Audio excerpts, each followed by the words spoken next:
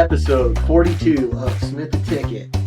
Take one. Take I'm one. Deal. I'm Jason Horn, and today we want to talk a little bit about a phrase that a good friend of mine uses all the time, and it is, you don't know what you don't know.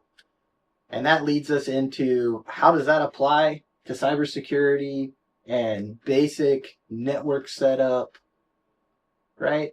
Sure.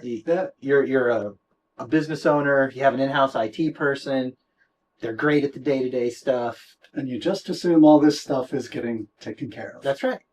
But we only have so much bandwidth, right? I can only help so many people in a day. Sure. So if I'm busy putting out fires and helping people, how am I going to take care of all the baseline security stuff, the monitoring, the patching, Sure.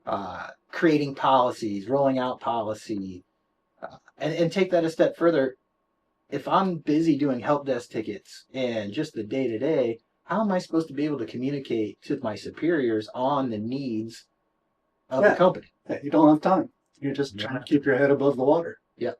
Yeah. So, that, like, you don't know what you don't know. How do I figure this out, right? And I feel that the best thing you can do is to have some form of an assessment, right? Sure. Yeah.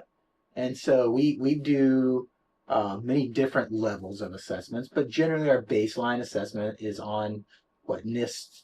Yeah, we use NIST standards, Microsoft best practice, that sort of thing, all sorts of different industry standards, that sort of thing. Right. Covering policies, business continuity, disaster recovery, incident response, more than just the technical nuts and bolts of how do I administer systems or handle help desk tickets, that sort of thing. Yep.